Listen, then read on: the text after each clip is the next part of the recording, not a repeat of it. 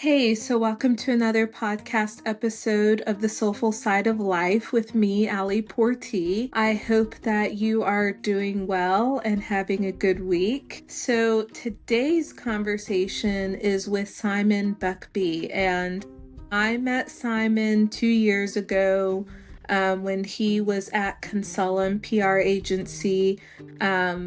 On a project covering an event in Saudi Arabia, and Simon and his team at Consulum were some of the most professional publicists that I've ever encountered, I must say. And I think that it's because most of them come from the civil service arena from government work, and I also have a small background in government from Washington, and I must say that government really prepares you because the professionalism and the standards of how government operates, just like briefing books, for example. You don't have a prime minister or a senator or a member of parliament doing anything, going into any meeting without having been prepped and briefed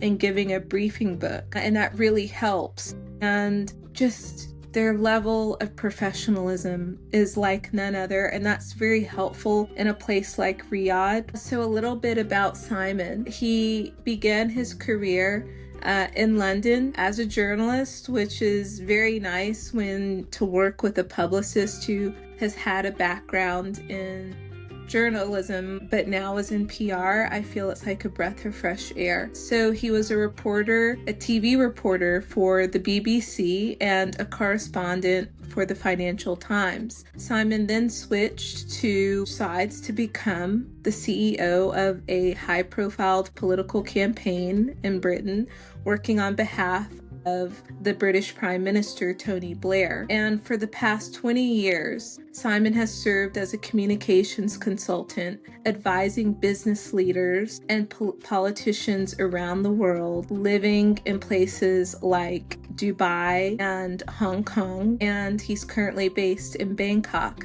And in this podcast episode, we discuss his work and how and why he switched from journalism to PR, which he prefers calling crisis communications, and where he says is the best place in the emerging market world to live in as a professional that has a good quality of life. And I was surprised by his answer, but now I'm intrigued to maybe go check out this place. But the emerging market, I feel, is where it's at and where so many opportunities are, and where you can, I'd say, potentially have a better quality of life than you might have in the West. So anyways, without further ado, enjoyed this podcast episode with Simon Buckby. Simon, thank you so much for joining the podcast today. Thank you for having me. So I have always loved, I know you're not with Consulum anymore, but just you and your team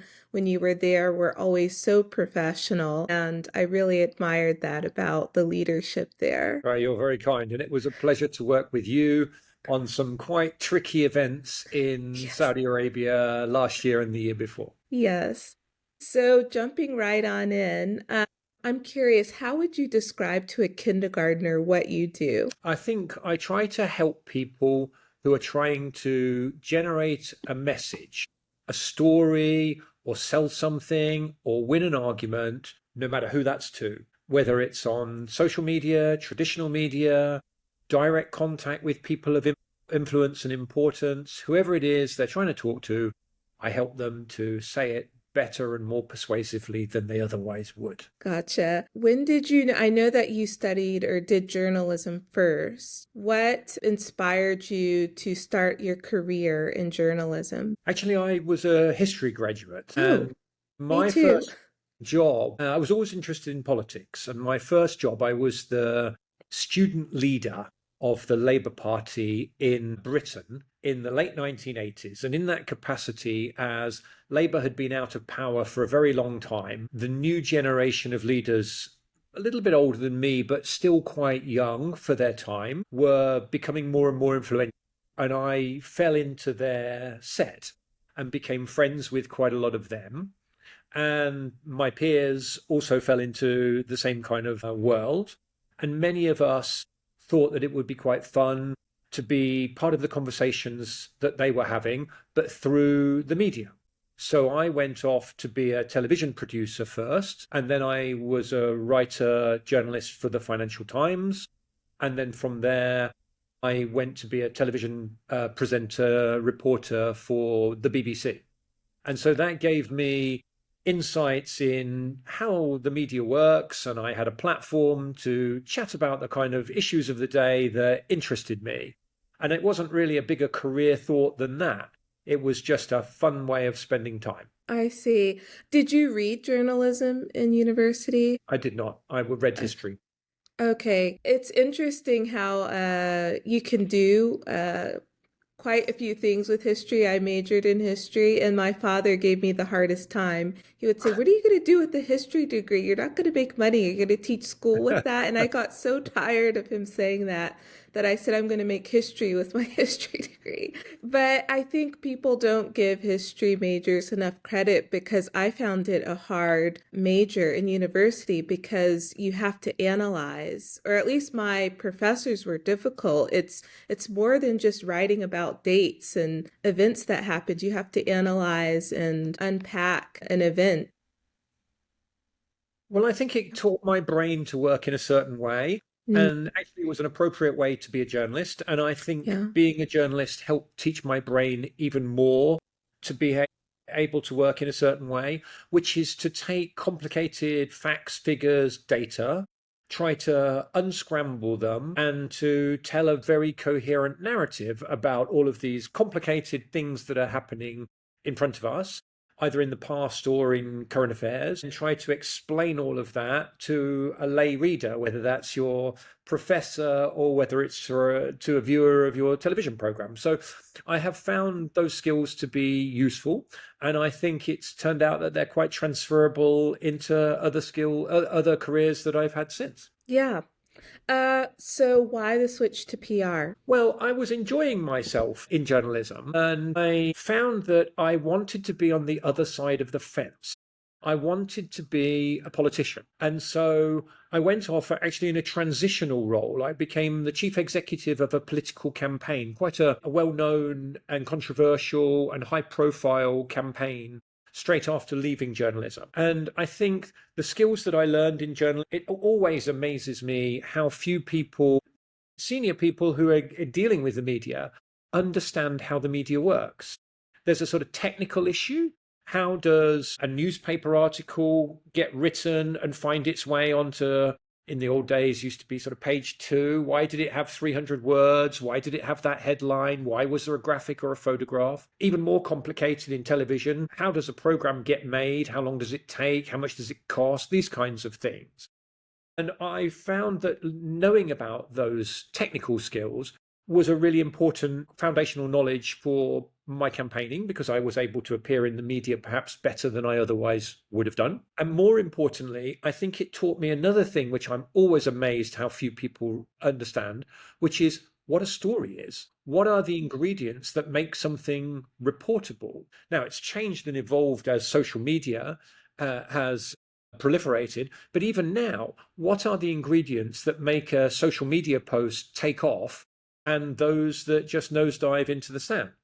So I felt that I had the technical skill and I had an understanding of news and a news nose, and I felt that those skills would help me in my campaigning, and it definitely did. But the campaign that I ran was quite finite. It was only ever going to be for 3 or 4 years. And so when I left, that felt like a natural springboard to move into, I don't like to call it PR, but strategic communications, which is, I guess, what I would claim that I have spent the last 25 years doing. Okay. I spoke at a PR conference last month and I stuck around and they had a crisis simulation. And I think, oftentimes media doesn't like working with crisis communications. They like to go directly, or we like to go directly to the client. But doing that simulation helped me to understand what crisis communicators have to It's more than just media relations, and I found it quite fascinating. And I think probably one good way for PRs and media to understand each other is if one could spend a day in the other's shoes. But I think the truth of the matter is that there's more than the eye can see of what PRs or crisis communicators do. Would you agree with that? There's more than what the eye sees. Hope so. That's the Yeah, idea. Stay out yeah, of sight and behind the scenes. I've yeah. spent my life doing exactly what you just said, which is living in the shoes of people on both sides. In fact, I think there are more than two sides of that divide. There are businesses, there are politicians, there are campaigners, there are trade unions, and then there are various different kinds of media, including, of course, now citizen journalists as well as professional journalists.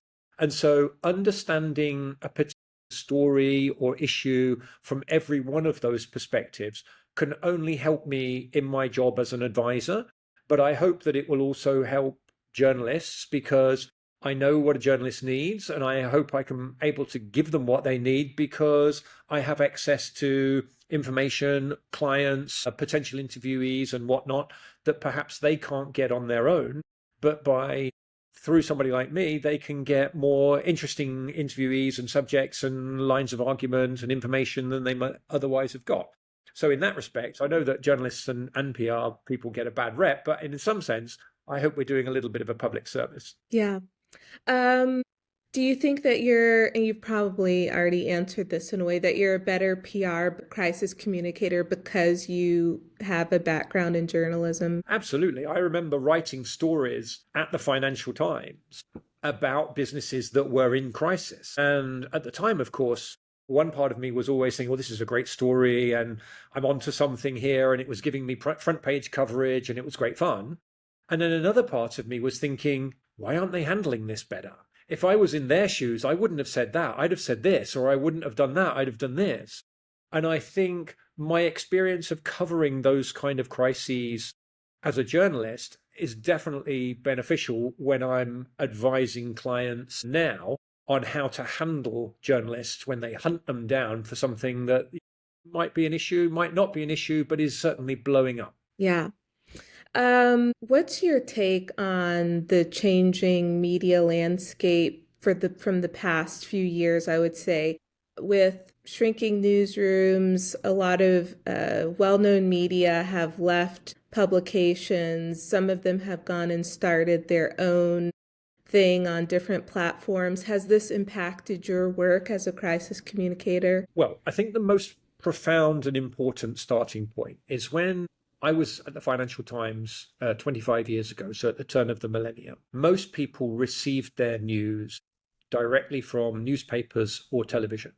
And what that meant was that there was a perceived truth or wisdom about any given topic, because that was handed down by wise people in newsrooms who were telling people what was going on, why it was going on, what it meant, what was going to happen next. And the fundamental change is that that's all been smashed up. At root, there is no fundamental single truth anymore, and nor was there ever really, but now we can see that there wasn't. There are Mm. just lots and lots of perspectives on any given issue. The difficulty we as human consumers of that news have is sifting through the perspectives that are valid and the perspectives that really just are conspiracists, made up, people seeking attention for no reason but have nothing really to add. And therefore, as a consumer of the news, that I think is a fundamental problem. And Mm. so, for us as people trying to generate or initiate or comment on news stories, as campaigners or politicians or businesses or people in my position advising those people, I think trying to find those credible, authentic outlets, whether that's professional paid qualified journalists at credible outlets like the Financial Times and the BBC, or whether that's talking to, I don't think influencers is a very good word actually, but finding people that have a genuine understanding of a complicated issue and some background in that story, which enables them as individuals and journalists, if you like, to be able to express their view about that. I've always felt, just to finish this, that there are two different kinds of news coverage of an event, Mm. any kind of event. First is there's on-site reportage. I was on the street when the bomb went off, and I can tell you how loud it was, how many people were running down the street, and all of that sort of visual detail that these days we get so brilliantly from people carrying their mobile phones when an incident happens. Mm.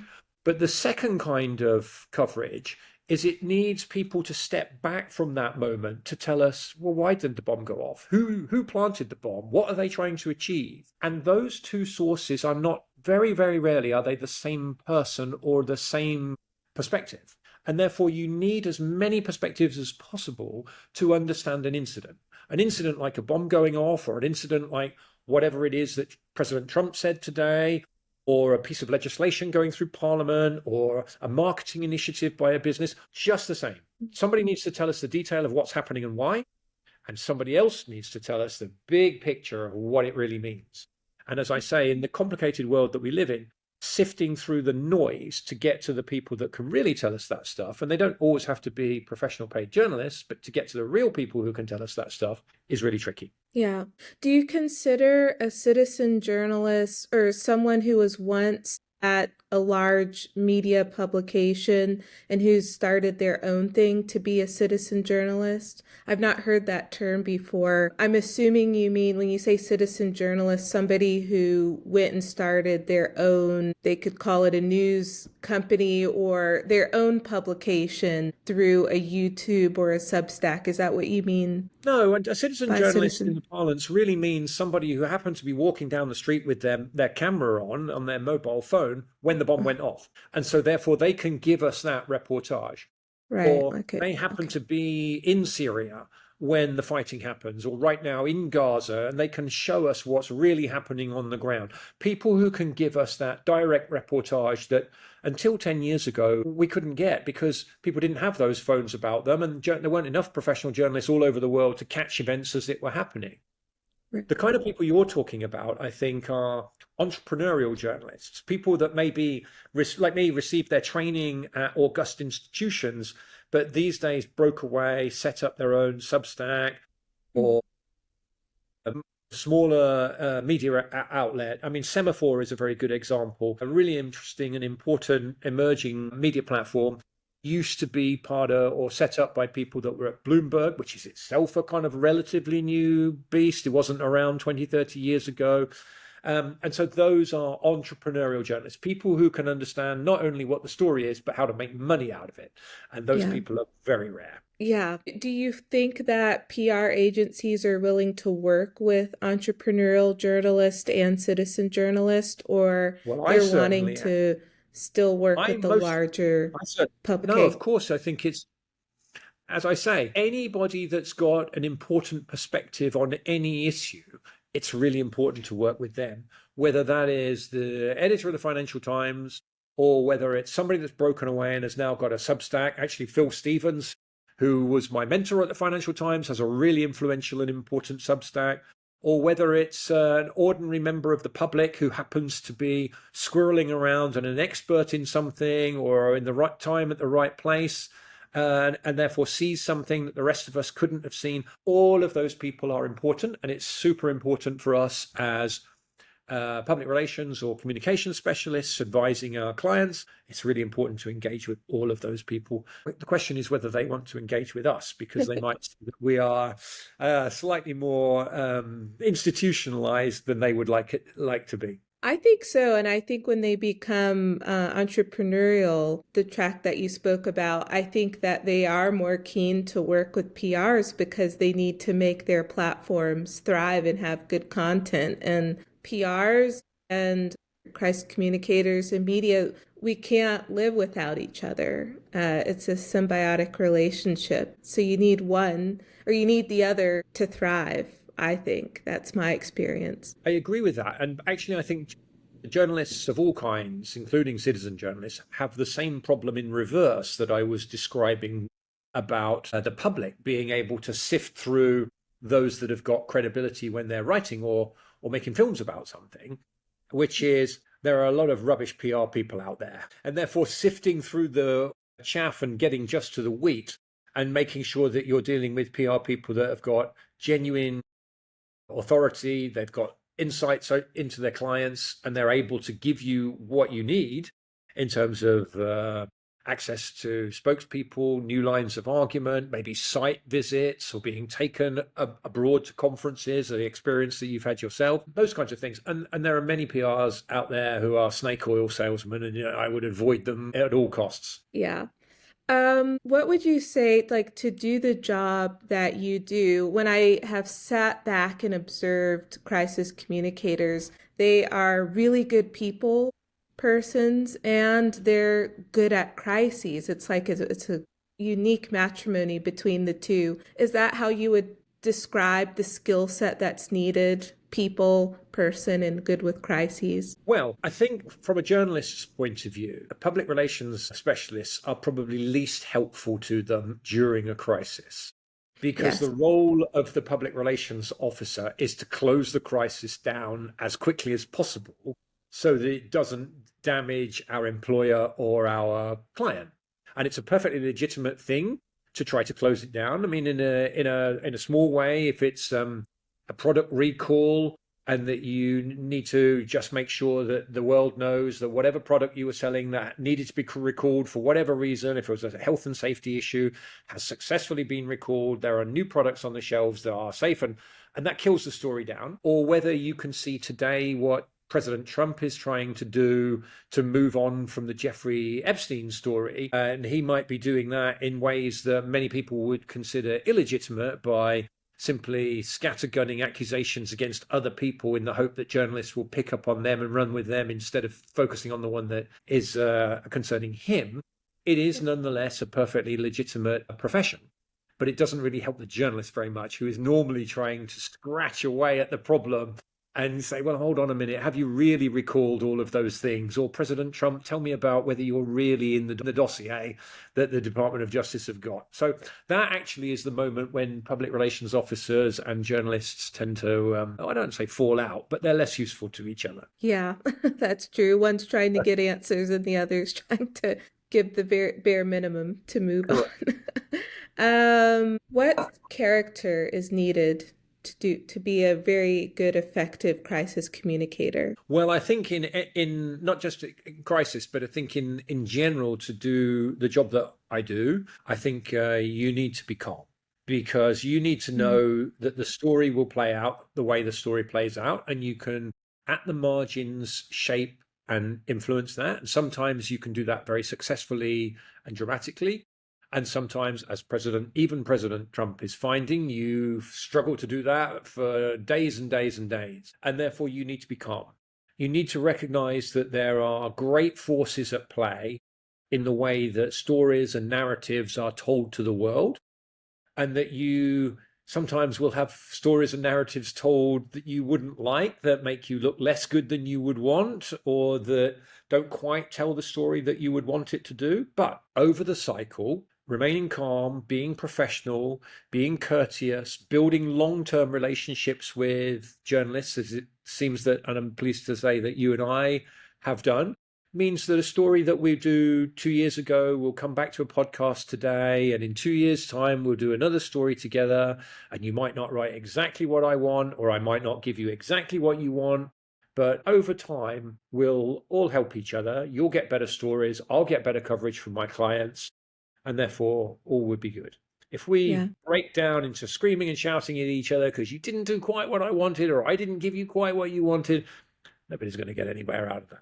That's true. I've had to learn how to, I've never been in a situation where it's been tense with a publicist, but I've had to learn that, yeah, you have to be calm, speak clearly, and I may not get totally what I need, but we always get the job done. And it really is about communicating well and being calm, I would say. Yeah, I think it's the combination of allowing me, on behalf of my client or employer, to convey a version of what we want to convey, whilst also allowing you, as the journalist, to influence what we're trying to convey, because you've got independent integrity. And that combination should create a version of the truth that will appear credible to your readers or viewers. And that's the best that you can hope for.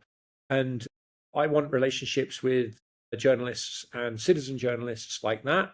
And I would very much want them to have relationships like that with me.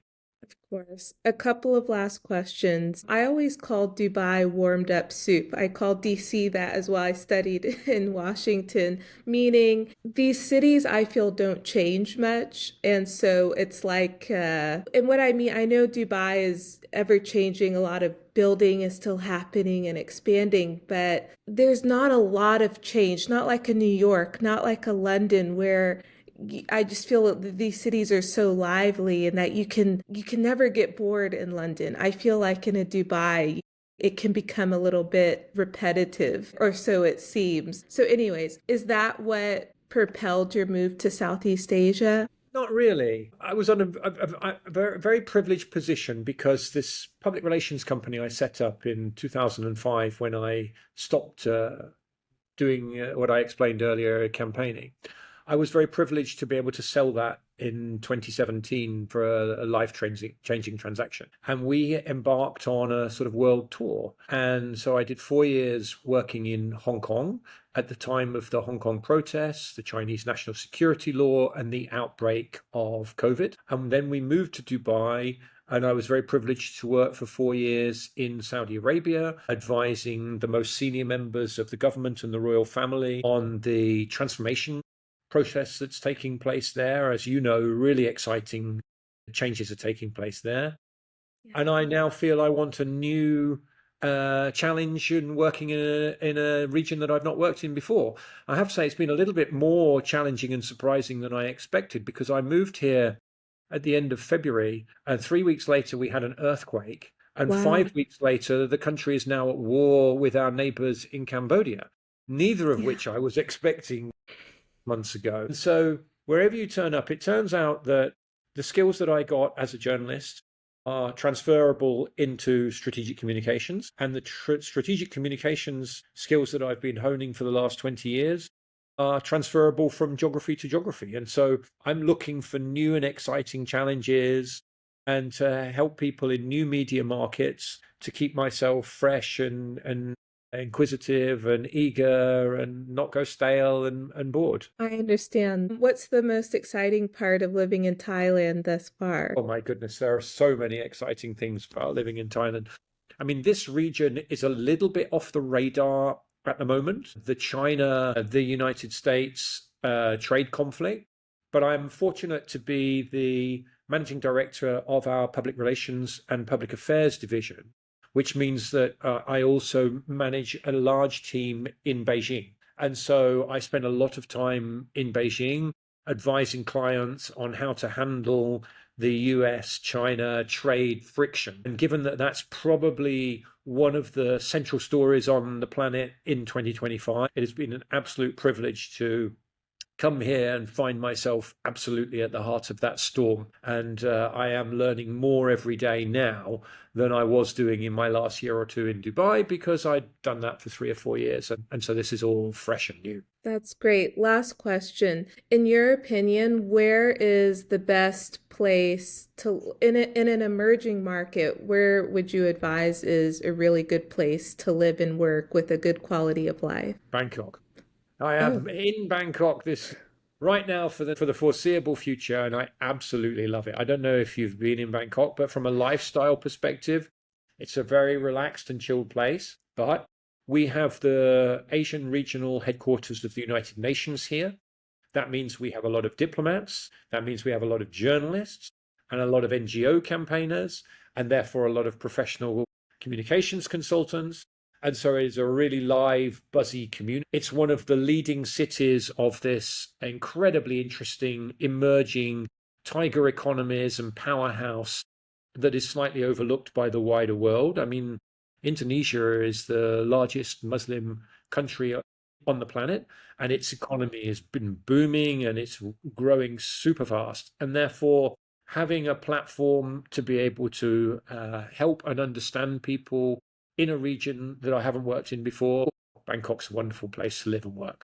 wow, that's nice to hear. I just feel that the US and Britain and, I've lived in these places in Europe. They're great, full of history, but I just feel the emerging markets, anything kind of east of Turkey, is a really exciting experience that one could do for their professional life. Well, we're allowed to say this because you're from America and I'm from Britain, but the world Yeah. is changing so quickly, and it is been moving east for some time now. The Mm. power in China, this is ultimately going to be the Chinese century. They are getting stronger. I mean, I don't know if you own any Labubu dolls, but I certainly do, and everybody I know owns Labubu dolls. This Well, Chinese soft power is there, and its economic strength and its diplomatic strength is there. And around China, Singapore, Hong Kong, and now these other economies, including Indonesia, Malaysia, these are getting stronger and stronger. And then, of course, you have this emerging super fast growth in the Gulf countries around Saudi Arabia, the UAE, and so on. And and I think India too, right? India is India is a now the really most big, populous country on the world, yeah, you know, and it yeah. has a very strong, controversial but strong government. And the middle class there has now emerged. There is a consumer society. And therefore, even beyond Delhi and Mumbai, you have these mega cities emerging and whatnot. And therefore, all of this makes for those of us that grew up in developed Western countries, makes it such an exciting journey to come and understand these places that our children and our children's children will be influenced by far more than our parents and our grandparents ever were. And to be able to live here and work here and help in a small way the growth of these societies, I can't think of anything better to do, which is why I do it. Exactly. Well, that's inspiring. Simon, I've always enjoyed working with you. If I could ever be a blessing, don't hesitate to reach out. And thank you for your time. Thank you. And we will have plenty of stories here. And if you're interested in covering anything in the Southeast Asia or China region, I work across APAC as far down as Australia and New Zealand. Likewise, please let me know. I'd love that. I've only been to Singapore and I've been itching to get into Southeast Asia. Let's talk. Sounds good. Have a great evening. Great. Thank you so much. And I really Yes, appreciate you being in touch. my pleasure. I hope that you enjoyed this podcast episode and that you have found a soulful connection to the conversation. God bless you, and until the next episode, go bless somebody else.